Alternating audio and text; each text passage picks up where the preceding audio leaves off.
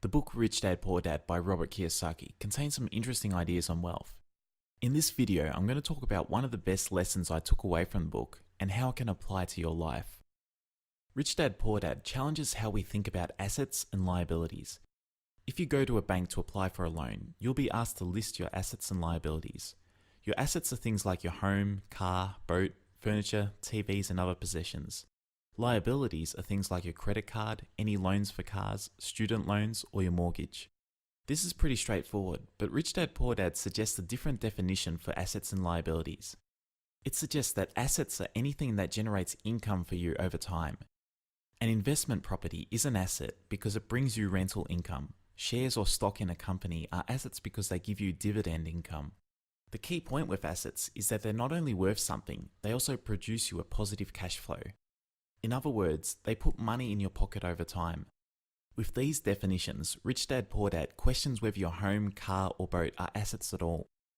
Is a car really an asset if it constantly costs you money to keep running? Is your home really an asset if you need to keep making mortgage payments, taxes, insurance, and utilities just to keep it? In the book's view, these aren't assets at all, they're liabilities. Now this is wrong from a technical point of view, but it's a useful way of thinking about where your money goes. Some people think they're successful if they can afford to buy a big house, multiple cars, a boat, and jet skis. But from the book's point of view, these people are creating a trap for themselves. All of these purchases are actually liabilities that increase the person's expenses. Buying the big house and fancy cars ties the person down to their job to keep paying for these things.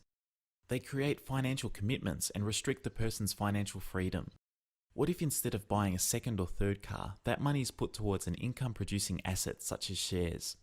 Now instead of increasing ongoing expenses, it raises income. If we were to upgrade to a bigger home, it would increase your ongoing expenses and maintenance costs. But if you put the same money towards an investment property, you can increase your income. Imagine two people with the same high income and the same age. One person buys luxury cars, a massive home, as well as a holiday home. The other person puts his money into paying off all his liabilities as well as buying shares in an investment property. From an outside perspective, it would look like the first person is really well off as he has a big home and fancy cars. But those purchases are costing him money every month. Every time he buys a new car, he's not buying assets, he's buying liabilities that increase his expenses. The second person might not look as well off without the fancy cars and a big home, but he's freeing up his future. His assets are putting money in his pocket every month. If we were to fast forward 10 years, which person do you think will be better off? This week, take a look at everything you own and consider whether they're truly assets or whether they're liabilities in disguise. While you definitely don't need to sell everything and live in a cave, taking a good look at your financial situation in this way can help you work towards a better future.